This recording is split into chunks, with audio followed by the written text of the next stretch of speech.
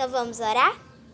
Pai amado, Senhor, obrigado por esse dia, obrigado por esse ensinamento que Tu me daste, Senhor.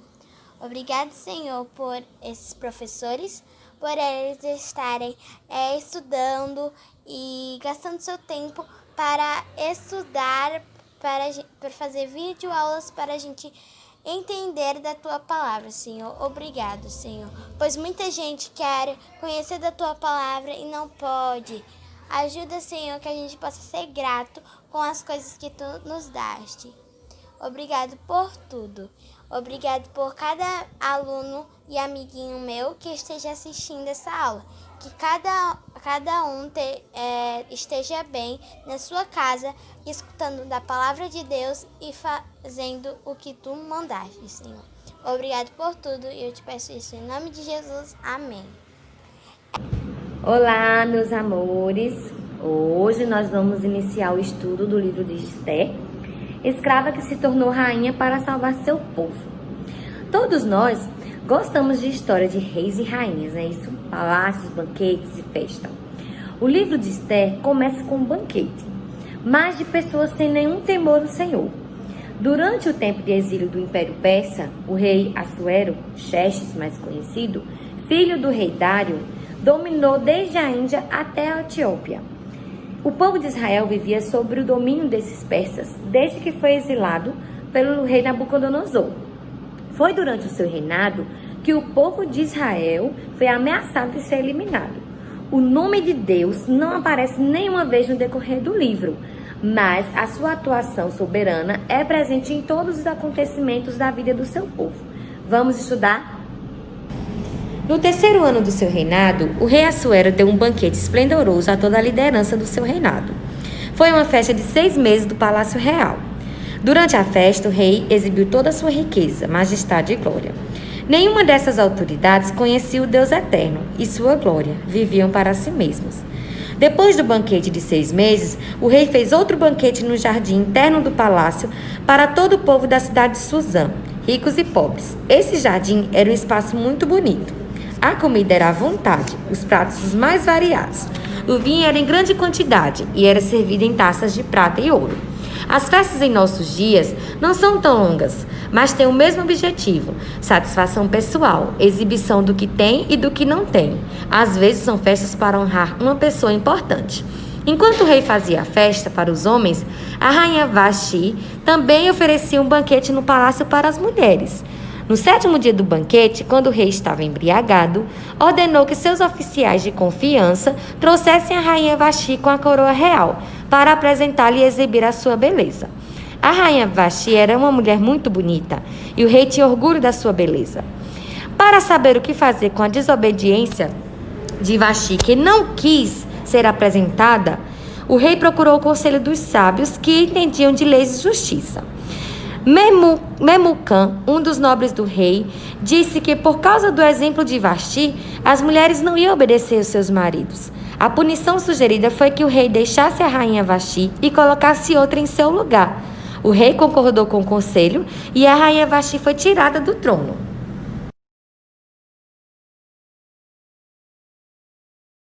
Depois de 4 anos, os conselheiros do rei sugeriram que o rei tivesse uma nova esposa. Para encontrar uma moça bonita, foi feito um concurso de beleza com todas as belas moças de todas as províncias. A ordem do rei foi divulgada e muitas moças foram trazidas das suas províncias para Suzã. Esther, uma moça judia, também foi trazida pelos comissários ao harém. Agai, encarregada de cuidar das moças, se impressionou com Esther, gostou muito dela. Ela era de uma família dos exilados que Nabucodonosor havia trazido junto com os prisioneiros. O nome hebraico de Esther é Hadassah, significa murta, um arbusto pequeno. O nome de Esther em persa significa estrela. Esther era muito formosa e por isso foi trazida pelos comissários do rei como uma das moças mais bonitas do império. Esther foi levada pelos persas e era um decreto do rei. Para ela e seu primo, essa não era uma escolha e também não era o correto como a lei de Deus. Esther foi favorecida pelos servos do rei e recebeu o melhor tratamento. O ambiente de riqueza e fama não mudou a cabeça e o coração de Esther. Quando Esther foi levada, Mardoqueu, seu primo e pai adotivo, proibiu que ela revelasse a que povo pertencia. Acredito que por cuidado e para que ela não fosse rejeitada ou tratada mal, pois os judeus eram um povo exilado. As moças passavam por um tratamento de beleza intensivo durante um ano. Finalmente, chegou o tempo de se apresentar ao rei. As moças iam à presença do rei, desfilavam e, se o rei não se agradasse, elas voltavam para o harém. Quando chegou a vez de Esther, ela não levou nada consigo para o palácio. E essa atitude de Esther foi notada por todos que conheciam e causou boa impressão em seu caráter, pois mesmo que ela pudesse levar, ela não quis. Esther foi à residência real vestida como rainha. Não sabemos o que ocorreu naquele momento nos pensamentos daquela jovem judia, tão diferente de todas as outras. Com certeza Deus estava com Esther naqueles momentos. Ele tem um amor especial para o seu povo, e onde estiver ele cuida. Quando Esther se apresentou ao rei, este a olhou com muita admiração. Era a mulher mais bonita que já tinha visto. Uma beleza surpreendente cativou o seu coração, e ele disse: "É esta." Esther manteve segredo sobre sua origem e seu povo. Era obediente ao seu primo como um pai, e isso não mudou quando se tornou rainha e dona da sua própria vida. Que lição de humildade e submissão para todos nós. Mardoqueu estava sempre querendo saber como estava Esther, e um dia, enquanto estava à porta do palácio, ouviu 2 oficiais do rei que guardavam a entrada falando sobre uma oportunidade para assassinar o rei. Mardoqueu descobriu o plano, contou a rainha Esther e ela passou a informação ao rei Mardoqueu, em nome de Mardoqueu. O rei mandou fazer uma investigação e constatou que era verdade. Os 2 oficiais foram enforcados. Depois de alguns anos, o rei promoveu um dos seus funcionários, Amã, para um cargo de príncipe acima de todos os outros. Todos os oficiais do palácio real inclinavam-se diante de Amã. Mardoqueu não se inclinava. Mardoqueu não se inclinava porque ele era judeu. Segundo a lei de Deus, o homem não deve inclinar-se perante outros que não seja Deus. Quando Amã soube e viu que Mardoqueu não se inclinava perante ele, ficou irado.